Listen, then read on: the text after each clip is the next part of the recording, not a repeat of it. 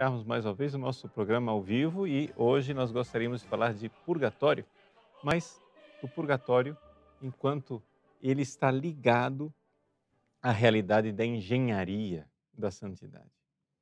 É muito importante a gente enxergar que existe uma ligação interna muito específica e ao longo do programa nós vamos tornar isso cada vez mais claro, de que no fundo, se, por exemplo, os protestantes não aceitam a existência do purgatório, é porque no fundo, eles não aceitam a existência da santidade, da verdadeira santidade humana, ou seja, uma santidade que é a, a santidade de Deus, infusa, derramada no coração do homem, que transforma interiormente o homem. Bom, para nós falarmos a respeito desse assunto de purgatório e engenharia da santidade, eu gostaria de indicar para você esse livro do padre Reginaldo Garrigou Lagrange. O Frei Garrigou Lagrange escreveu O Homem e a Eternidade, a Vida Eterna e a Profundidade da Alma, que foi publicado agora recentemente pela editora Eclésia. E corra, adquira o seu, vale muito a pena. Já é o segundo programa que eu estou fazendo, que tem temas tirados desse livro, inspirados nesse livro, realmente uma mina, né? Você pode aqui tirar joias preciosas, extraordinárias. Para que você saiba, né, qual é o tema e de onde é que eu estou tirando tudo isso que eu vou falar para você, tem toda a parte com relação ao purgatório, que começa na página 169, né, com vários capítulos. Mas existe um outro capítulo, que é logo no início do livro, que fala da alma, antes de falar do céu, do inferno e do purgatório, que fala do purgatório antes da morte. Ou seja, a purificação da alma na noite do espírito. Então, aqui já você vê claramente a indicação, o nexo com relação à santidade. Bom, vamos lá. Vamos, então, começar a nossa reflexão de hoje. Bom, em primeiríssimo lugar, a gente só pode lamentar que, infelizmente, hoje em dia, na Igreja Católica, muitíssimos teólogos e pregadores já não falam mais do purgatório e tratam o purgatório como se ele fosse uma espécie de invenção da teologia medieval. É assim que se ensina em muitos institutos de teologia, é assim que se encontra em muitos manuais de escatologia. Escatologia é aquela parte da teologia que estuda as últimas coisas, ou seja, céu, inferno, purgatório, etc., e também o juízo final, o fim dos tempos. Bom, quando se aprende o que vai acontecer com o homem, né, no fim da sua vida, deve se tratar necessariamente daquilo que é a morte, né, o juízo, o céu e o inferno. E, claro, também ali está no meio o purgatório. E não se trata mais o purgatório como se costuma tratar na tradição da igreja. E isso é muito triste, porque o purgatório é algo que foi definido pela fé. Só para citar, deixando de lado o Concílio de Lyon, deixando de lado o Concílio de Florença, vamos só citar o Concílio de Trento, né, onde há uma definição clara da Igreja para dizer que o purgatório é uma realidade que é dogma de fé, tanto que Lutero e os protestantes foram condenados por causa dessa questão do purgatório. Quem tem em casa, né, o Denzinger, que é esse compêndio de definições dogmáticas da Igreja, no número 1820 do Denzinger está lá o decreto sobre o purgatório do dia 3 de dezembro de 1563 do Concílio de Trento. E se diz com toda clareza, vou ler um parágrafo para você ver o ensinamento dogmático da Igreja. Mas isso você encontra no Vaticano II, você encontra no Catecismo da Igreja Católica. Estou pegando aqui na raiz aquilo que é a definição do Concílio de Trento. Já que a Igreja Católica instituída pelo Espírito Santo a partir das Sagradas Escrituras e da antiga tradição dos padres.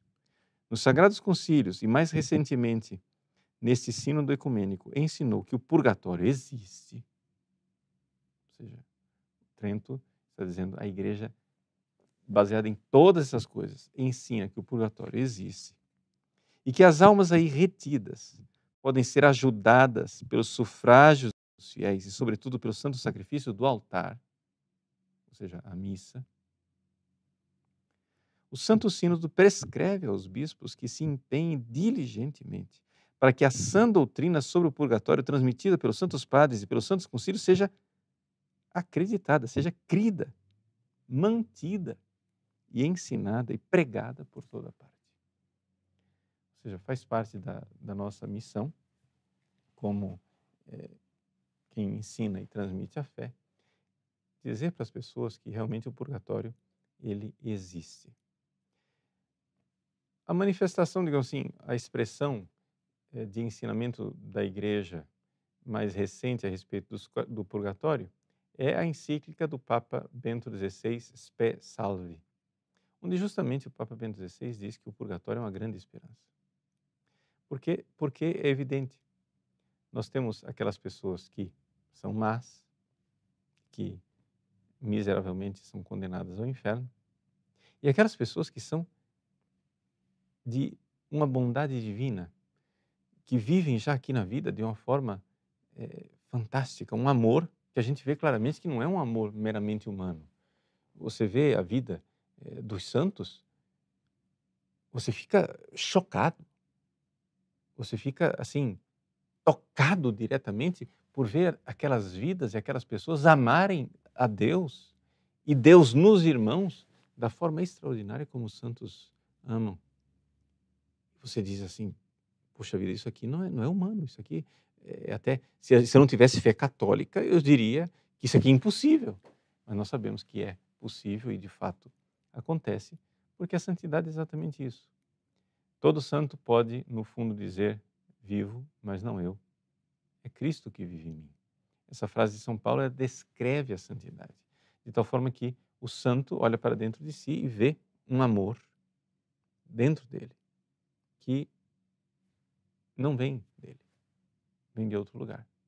Uma transformação interior. Mas entre as pessoas que são más e condenadas ao inferno, que são inimigas de Deus porque vivem em pecado mortal, e as pessoas dessa extrema bondade dos santos, existe essa miséria medíocre, que infelizmente ainda somos nós, que não alcançamos a santidade.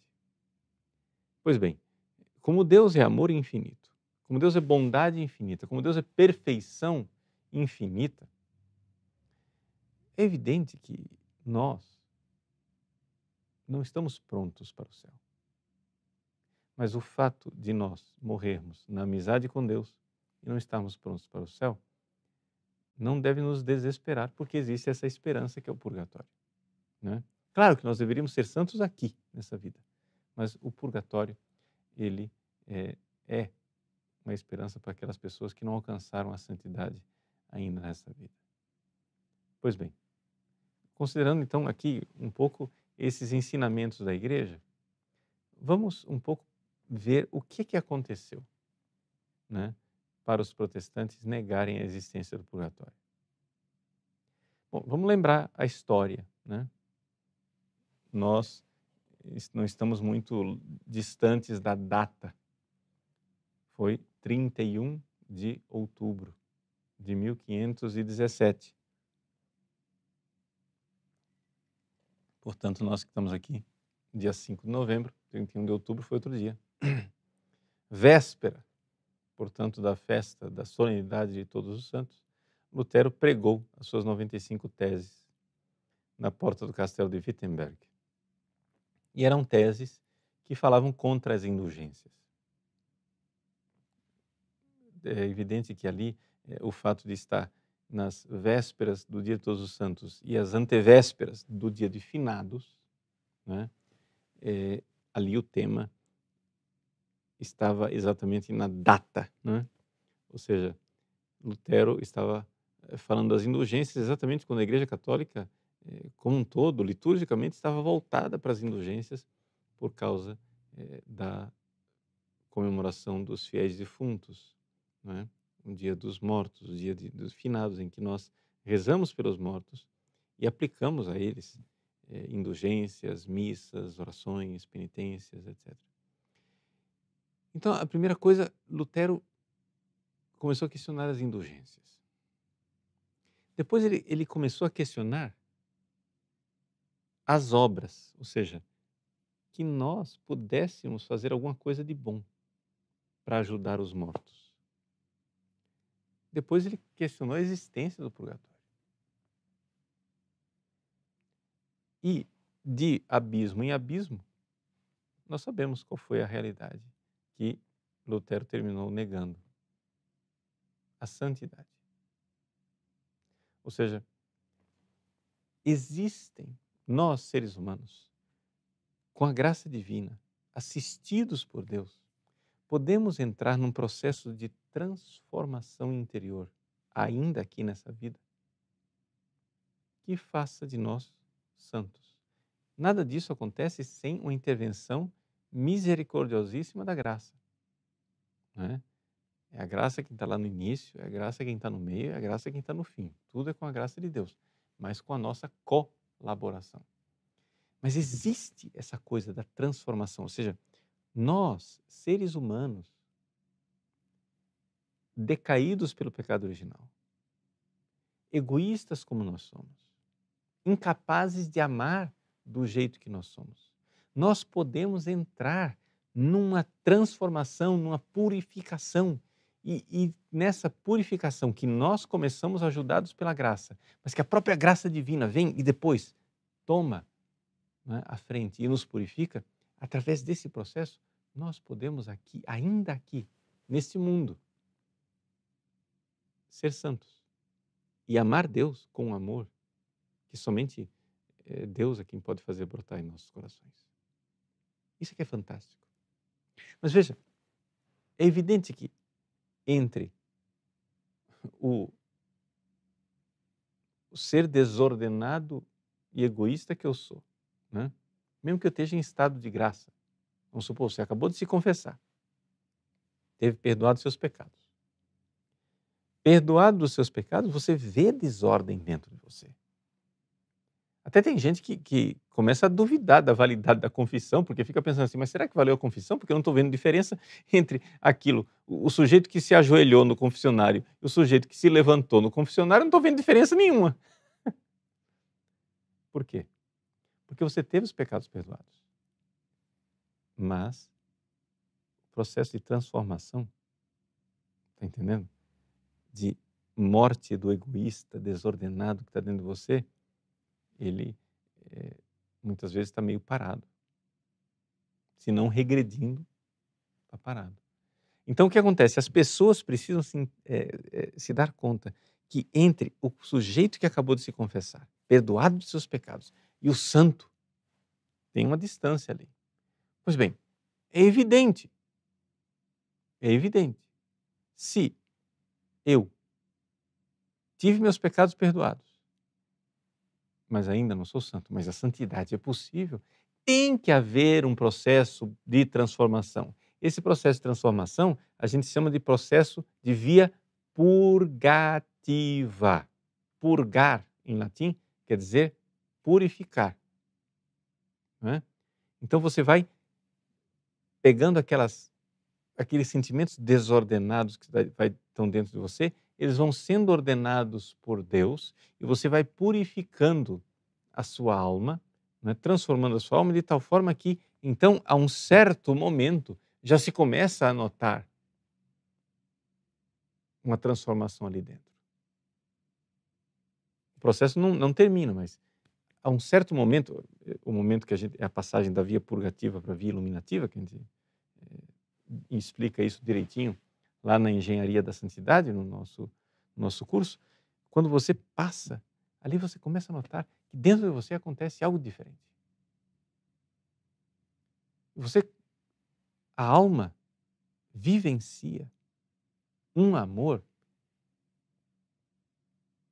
do qual ela não é capaz. Ela sabe que não é capaz. E o próprio santo olha para dentro dele e diz assim: meu Deus, mas de onde vem esse amor? De onde vem isso? Eu não sou capaz desse amor. E a pessoa vê que ela está amando com um amor diferente. É ali, né, um dos sinais mais evidentes da quarta morada. É o fogo de Deus na vontade que Deus eleva a vontade humana para amar. Deus puxa a vontade humana para ela amar com um amor do qual ela não se vê capaz. É uma ação divina. Mas como que a gente chega a esse ponto? Só é possível chegar a esse ponto com um processo purgativo, ou seja, de purificação. Esse processo purgativo, ele deveria acontecer aqui nesta vida. O lugar da gente viver o purgatório é aqui. Acontece que as pessoas que infelizmente não alcançam a santidade nesta vida e morrem com a tarefa incompleta, devem completar essa tarefa depois, né? No purgatório. Claro que tudo isso pode ser auxiliado pelas indulgências, etc, etc. E pronto, não necessariamente a pessoa irá viver todo o purgatório que precisava viver, porque pode realizar obras aqui para se purificar. Mas enfim, eu não vou entrar aqui nos detalhes da diferenciação. Mas o fato é que existe um processo purgativo. E você vê claramente que os protestantes não são capazes de crer no purgatório porque eles não são capazes de crer na santidade. Evidente. Como que se entra no céu, segundo a teoria protestante clássica? Bom, você é pecador, você nasceu pecador, você vive como pecador e você vai morrer como pecador. Mas acontece o seguinte, que esse seu pecado, ele vai ser, digamos assim, encoberto. Deus vai ver a sua fé. Essa não é a doutrina católica, não, nem atenção, eu estou explicando aqui com a doutrina protestante. Deus vai ver a sua fé e vai dizer: ah, ele é um miserável, safado, egoísta, pecador, sem vergonha, mas ele tem fé. E Deus então vai usar a fé e considerar como santidade a sua vida. Ou seja, a santificação, ou seja, a justificação para os protestantes, a justificação, ela é simplesmente um processo jurídico em que você continua o pé rapado que você sempre foi, pobretão como você sempre foi, mas a gente aqui considera, né, como se você fosse rico, né, de santidade. Então você é pecador e você vai entrar no céu pecador, do jeito que você é aqui. Só que Deus é gente boa e vai considerar a sua fé como se aquilo fosse santidade. Então, a teologia protestante clássica, ela não crê na santidade. Ora, se ela não crê na santidade, é evidente que ela não pode crer no purgatório.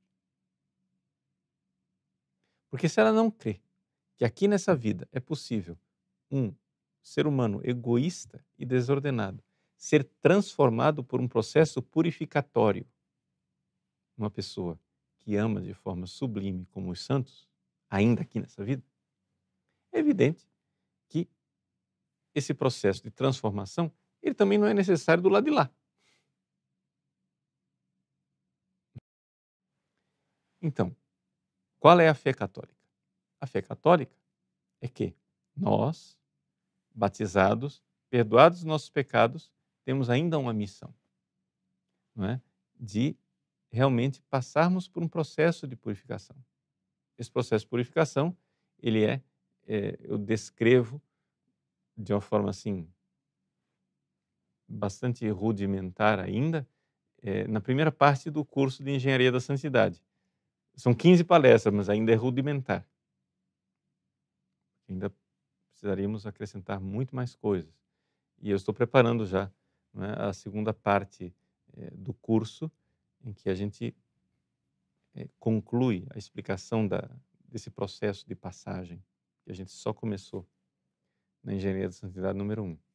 Pois bem, quando a gente, então, vê claramente que existe essa transformação dentro do ser humano, se o ser humano morre na amizade com Deus, em estado de graça, sem pecado mortal, mas não concluiu esse processo, e o que é pior, se ainda não pagou as penas devidas aos seus pecados cometidos no passado, ou se, o que ainda é pior, não ainda morreu com pecados veniais, essa pessoa precisa ser purificada. Ou seja, o processo de purificação interior do seu ser desordenado precisa ser ordenado.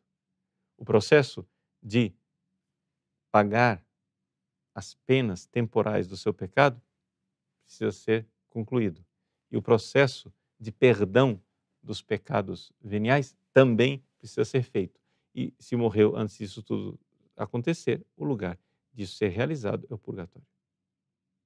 Vejam quantas coisas estão implicadas por trás da ideia de purgatório.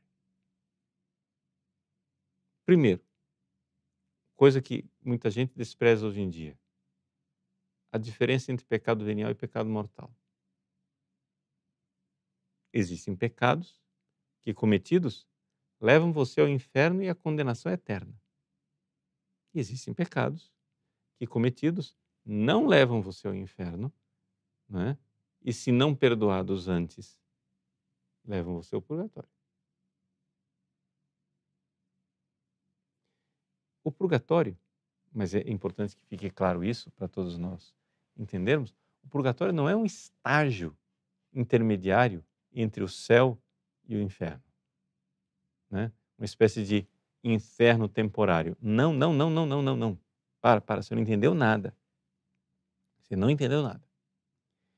Não existe inferno temporário. Só existe quando a gente morre. Assim que você morre, existem dois destinos eternos. Dois, não três. Dois destinos eternos. Morreu. Acontece o julgamento. Primeiro destino eterno possível, o inferno, a condenação eterna. Por essas pessoas, não adianta rezar. Não é? Não adianta rezar para que alguém seja salvo. Se você quer rezar para que alguém seja salvo, reze enquanto a pessoa está viva, porque depois de morto não adianta mais. Tá? Ou seja, se a pessoa está viva, reze para que ela se converta, para que ela seja salva.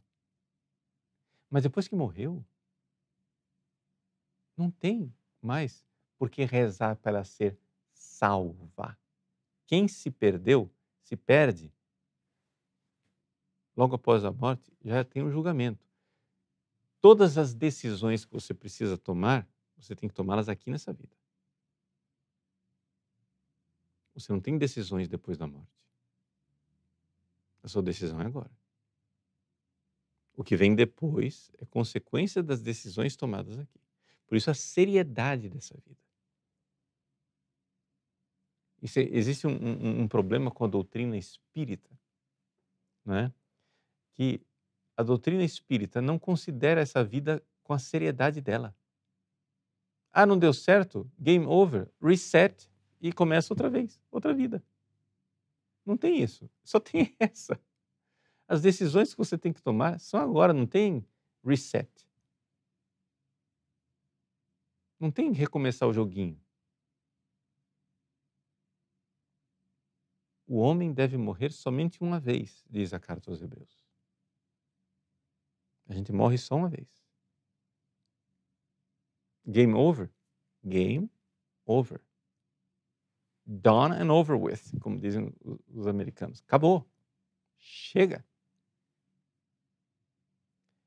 Então, você tem a morte que divide as coisas, e, portanto, a seriedade dessa vida. Só existe essa possibilidade de você decidir as coisas aqui. Morreu, foi condenado, a condenação do inferno é eterna. Morreu e morreu em estado de graça, morreu na amizade com Deus, então você está salvo para sempre. Sim, para sempre.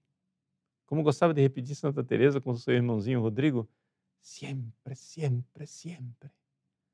Existe vida para sempre depois. Existe salvação para sempre. Nós, se Deus quiser, quando formos salvos, seremos salvos para sempre. Portanto, quem está no purgatório não está correndo riscos. Quem está no purgatório não está numa situação indecisa. Quem está no purgatório já está salvo para sempre. Porque no purgatório só existe uma porta de saída, é a saída para o céu. Portanto, por mais longo, doloroso e terrível que seja o purgatório, existe só uma porta de saída, que é o céu. E aí, a pessoa, então, entra na visão facial, entra na visão de ver Deus face a face, na alegria eterna. Mas vejam que são dois destinos eternos: inferno e salvação. Nesse destino chamado salvação, tem aquelas pessoas que já são santas e vão direto para o céu. E existem aquelas pessoas que ainda não estão purificadas o suficiente e vão para o purgatório. É importante a gente entender, então, a natureza do purgatório. As almas do purgatório são almas salvas. Almas que já têm o seu destino eterno definido, mas ainda não estão prontas para ver Deus face a face. Então, são todos esses conceitos que estão ali, estão implicados na realidade do purgatório. Está tudo ali dentro. E se você não entende isso, né, você não entende muitas coisas da vida católica, da vida cristã. Então, Lutero começou a afirmar coisas absurdas. Primeiro, começou a afirmar que o purgatório não podia ser provado biblicamente, né? Eu não vou aqui gastar tempo mostrando o purgatório biblicamente. Vá lá no livro do Padre Garrigou, página 171, né? E a partir dali ele começa a mostrar as coisas e mostra a existência do purgatório, não somente baseado em textos da Sagrada Escritura, como no Antigo Testamento, Macabeus, o Evangelho de São Mateus, São Paulo, 1 Coríntios 3, etc, etc, mas também pela tradição, pelos santos da Igreja, pelos concílios ecumênicos, etc, etc, que é tudo aquilo que fundamenta a nossa fé. Nós católicos também não precisaríamos provar tudo pela Bíblia, né? Mas tem coisas bíblicas. Mas, enfim, Lutero começou a dizer: o purgatório não tem nada a ver com a Bíblia. Aí depois, mais para frente, né, porque ele foi ficando pior com o passar do tempo, as doutrinas dele, chegou e disse: não, o purgatório não existe. E negou, nesse processo, né, que a missa fosse um sacrifício que pudesse ajudar as almas do purgatório.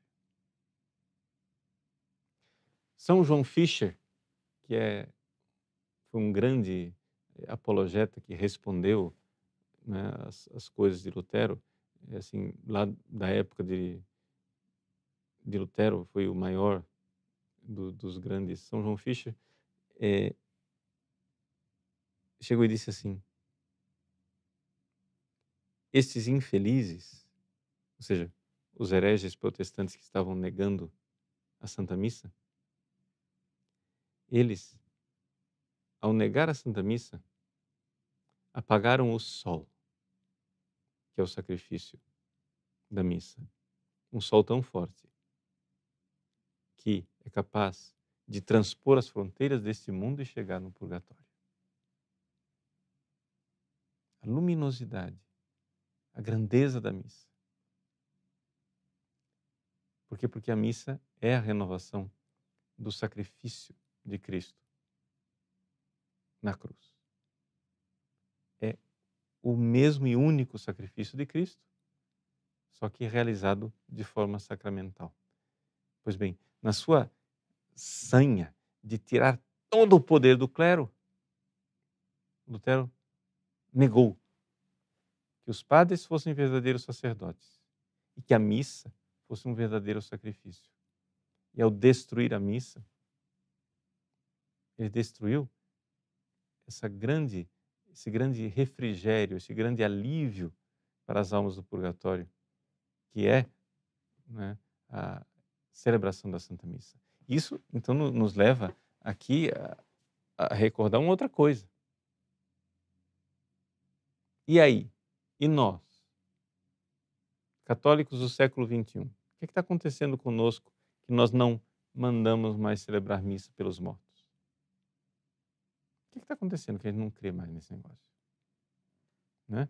Porque, me desculpe, o que a gente vê, não, padre, o pessoal ainda celebra a missa de sétimo dia. Sim, celebra a missa de sétimo dia. Aí você vê, né, os comentaristas ou as pessoas falando, dizendo assim, nós estamos aqui celebrando missa de sétimo dia por fulano de tal, vamos então rezar para que Deus console a família. É isso que as pessoas dizem. Você pode rezar quanto quiser para consolar a família, mas quem está precisando da oração da missa é a alma. Sim, gente, porque acontece o seguinte: as pessoas que são salvas, veja que eu estou aqui cortando um bom pedaço, estou tirando todo o pessoal que foi condenado para o inferno. As pessoas que são salvas, infelizmente, a esmagadora maioria dessas pessoas não vai diretamente para o céu. E não indo diretamente para o céu, vão para o purgatório. Se foram salvas, vão para o purgatório.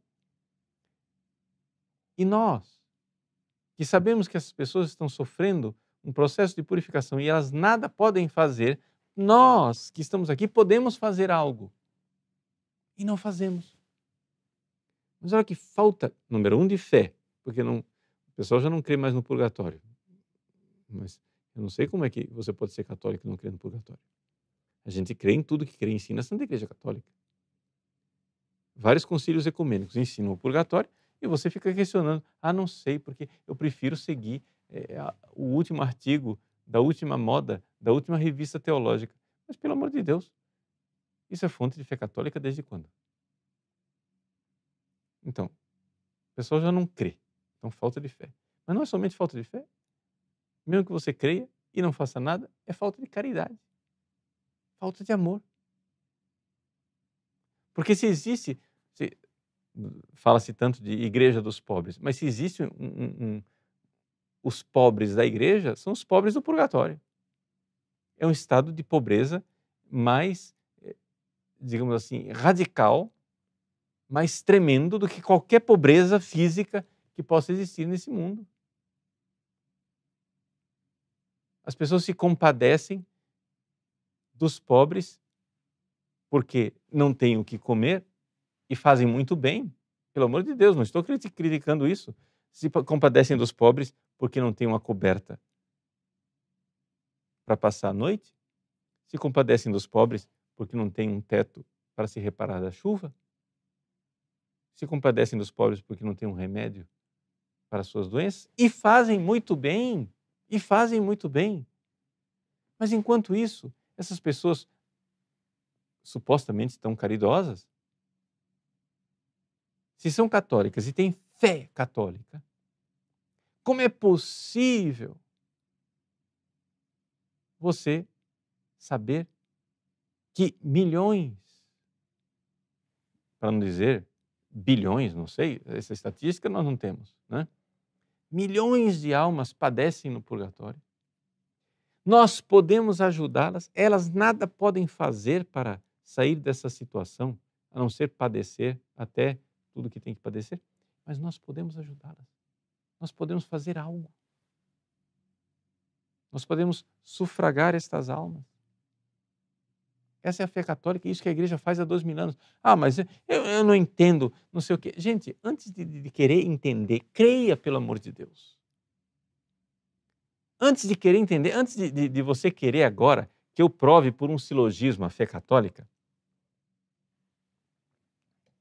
né? Antes de querer provas, vamos entender uma coisa. A Igreja Católica, tanto no Ocidente como no Oriente, a Igreja de 2000 anos reza pelos mortos, celebra missa pelos mortos, faz jejum pelos mortos, dá esmolas para ajudar os mortos. Esmola aos pobres aqui, eu vou fazer uma caridade, vou pegar esse dinheiro e ajudar essa instituição de caridade ou esse pobre, etc, etc. E quero aplicar os méritos dessa minha boa obra pela alma de fulano. Esse jejum, essa oração, essa missa, etc. A igreja faz 2000 anos que ela faz isso. Desde o tempo das catacumbas. Sim, desde a perseguição. Não venham dizer, isso foi uma invenção da igreja constantiniana, como dizem alguns historiadores, pseudo-historiadores. Você vai lá nas catacumbas e está lá os grafites das catacumbas, rezando pelos mortos, né? Pedindo refrigerium. Esse era o termo que era usado. Um refrigerium pela alma de fulano, para que ela... A palavra purgatório é evidente que ela apareceu depois. A palavra purgatório, de fato, a palavra, né, ela é medieval. Pelo que eu saiba, pode ser que descubram que tem algumas fontes mais antigas, mas assim, a palavra de fato é medieval, mas a realidade não é medieval, a realidade tem 2000 anos. Faz 2000 anos que a igreja reza pelos mortos. Santo Tomás de Aquino é de uma lógica inquestionável. Ele diz assim: a igreja reza pelos mortos. Ora, para os condenados ao fogo eterno do inferno é impossível rezar, porque nada podemos fazer por eles. Para os que já estão no céu, vendo a Deus face a face, também não é necessário rezar, porque eles já estão na alegria eterna.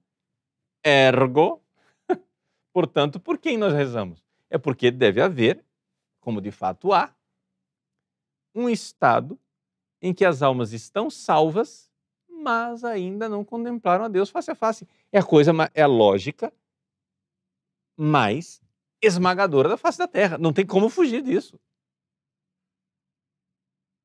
Mesmo que não houvesse uma certeza, e nós já temos a certeza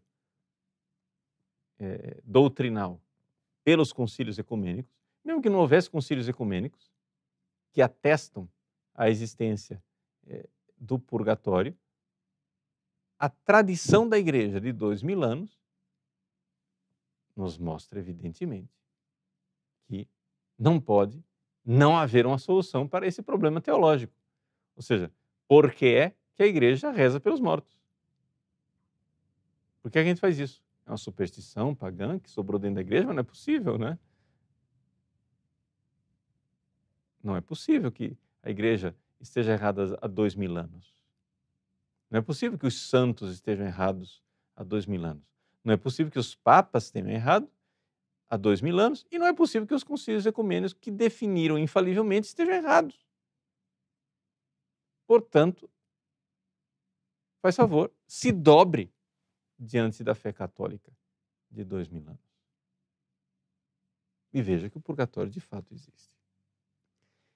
E que se o purgatório de fato existe, aí vem a beleza do ensinamento da igreja. Concílio Vaticano II, no capítulo número 5 da Lumen Gentium, diz que nós somos chamados à santidade. Somos chamados, portanto, a fazer essa transformação, esse processo purgativo, transformante nesse mundo. O purgatório, ele é um castigo. É o pessoal que ficou de segunda chamada, é o pessoal que ficou de provão, né? Ficou de recuperação. Não fez a tarefa agora nessa vida, vai ter que fazer depois. Com uma grande diferença. Como no purgatório não há mérito, a glória dessas pessoas não aumenta no céu. Como na vida de busca de santidade existe mérito, nós podemos, sim, aumentar a glória, a nossa glória no céu. Não é? Você vai dizer, mas isso é uma vaidade imensa? Não, você não está entendendo. Vã glória é a glória que você dá a você mesmo. A glória do céu não é você quem se dá, é Deus quem vai dar. E Ele prometeu. Não é? É evidente que nós devemos, se tem uma coisa que atrapalha a santidade, é você querer interesseiramente só o seu bem. O que nós temos que buscar na santidade é o amor a Deus, né? O amor desinteressado a Deus. E é exatamente por isso que, então, aqui vem a contribuição extraordinária do padre Garrigou-Lagrange, que ele vem dizer, olha, é o seguinte, isso aqui também é doutrina claríssima da igreja, faz parte da engenharia da santidade. Você pode viver esse processo purgativo, você vai se purificando, mas chega uma hora que a própria alma, ela não consegue se purificar. Porque as coisas que a gente faz, elas são de fora para dentro. Como é que a sua alma, como é que você fica sabendo das coisas? Pelos sentidos, você ouviu, você viu, aí depois você medita, pensa, etc e tal, isso, aquilo, e você vai fazendo atos de inteligência, atos de vontade, de amor, etc, etc. Tudo isso pode ser agraciado, tudo isso pode ser ajudado por Deus, mas chega a um ponto em que você não consegue penetrar até o mais íntimo da sua alma com os seus atos. E Deus é o único que pode santificar de dentro para fora. Habintus. E então, nas almas que Deus vai santificando, começam a surgir atos, né, que são daquilo que se diz toques substanciais da alma, em que a alma é tocada interiormente, na sua substância, e isso tem depois repercussões nas faculdades, mas é de dentro para fora. E é aqui que se vê, então, antropologicamente, ou seja, na engenharia do ser humano, como é que acontece a santidade. A santidade, não é? Ela tem uma fase inicial que é predominantemente ascética. O que quer dizer isso? Asqueu quer dizer exercitar. Ou seja, em português mais claro, pedala, Robinho. O começo da santidade, pedala, cara. Vai, não desiste. Caiu, levanta, confessa. Vamos lá, outra vez. Vai, faça seu esforço. Não desanime. Deus quer, mas Deus quer que você mostre que quer. Portanto, se o seu querer é fraco, peça a Deus, meu Deus, eu quero querer. Entendeu? Ah, eu quero abandonar o pecado, mas eu não quero tanto. Então diga a Deus, meu Deus, eu quero querer. Ele te dará o querer. Peça, seja mendigo. Vá pedindo. Esse é o processo inicial. O processo inicial, você tem que colaborar com a graça. Você tem que ir se purificando, você tem que ir rezando. Você tem que entrar nesse processo, que são os capítulos iniciais, né, da engenharia da santidade. Só que chega um ponto em que é necessário que Ele tome a frente. É a parte predominantemente mística.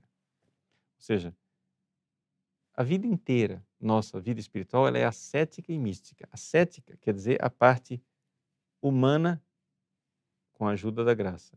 Predominantemente humana, aparentemente mais humana, e a graça está meio escondida. A outra parte mística, ela é predominantemente a graça e o humano quase que está ali como, né, substrato sendo levado, né? Então, é questão de ênfase. Na vida nossa, toda a vida é ascética e mística, mas a primeira fase ela é mais ascética, ou seja, mais esforço nosso, e a segunda fase ela é mais mística, ou seja, mais ação divina. Na primeira parte nós somos mais ativos, na segunda parte nós somos mais passivos. Mas veja, o que é fantástico nessa história toda de santidade é exatamente que nós começamos a ver dentro de nós brotar um amor e uma união com Deus que nós sabemos que não foi feita por nós, mas que foi Ele quem tomou a frente. Então, a purificação da alma, ela também é assim.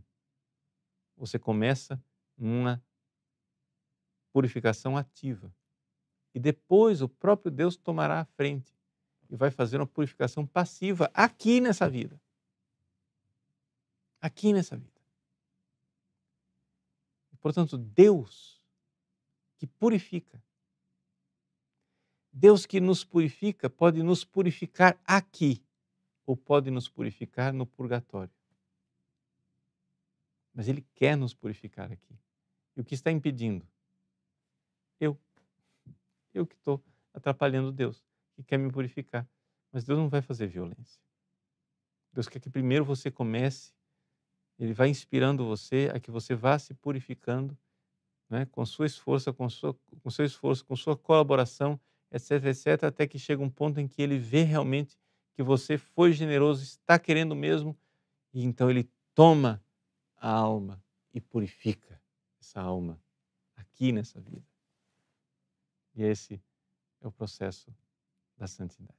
É isso que o purgatório tem a ver com a santidade.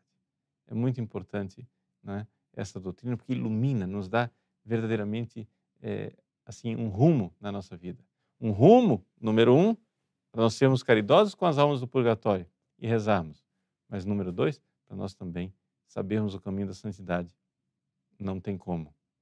Nós precisamos nos purificar. Tá bom? Quero recordar 2 coisas, 2 recadinhos, 3 recadinhos finais. Bom, primeiro é o recadinho óbvio, né, para você realmente entrar nesse processo, conhecer como é o funcionamento dessa nossa colaboração inicial com a graça de Deus.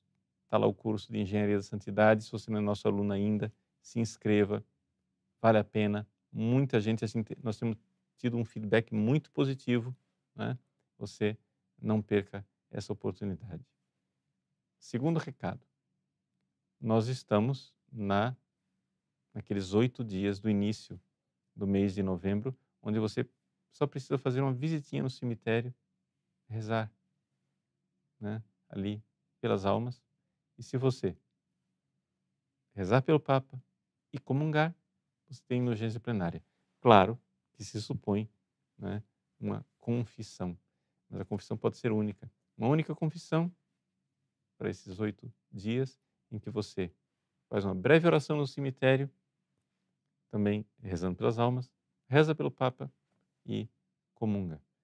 Você pode, pelo menos durante esses 8 dias, né, ajudar 8 almas que você pode sufragar com essas indulgências plenárias. E o terceiro recadinho, né, esse é que amanhã eu vou estar em São Paulo para o lançamento do livro do Fulton Sheen, né, a respeito do sacerdócio, né? The priest is not his own. O sacerdote não pertence a si mesmo. Então, se você estiver por São Paulo, né, se inscreva, entra lá no site da Molokai. É necessário você, a inscrição é gratuita, né, mas é necessário você avisar que vai estar presente, tá bom? Então, Deus abençoe você, que verdadeiramente esses dias agora do mês de novembro sejam dias em que nós nos lembramos intensamente das almas do purgatório.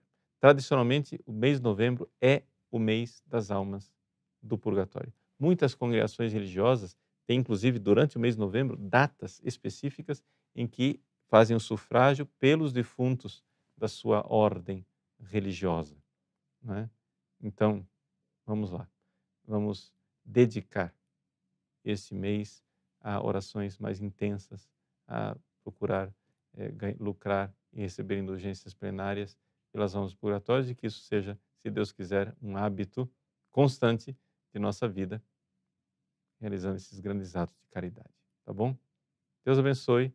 Nossa Senhora seja sempre proteção para você e que nesse mês de novembro as almas do purgatório sejam libertas pelos nossos sufrágios, depois lá no céu irão rezar muito por nós. Em nome do Pai, do Filho e do Espírito Santo. Amém.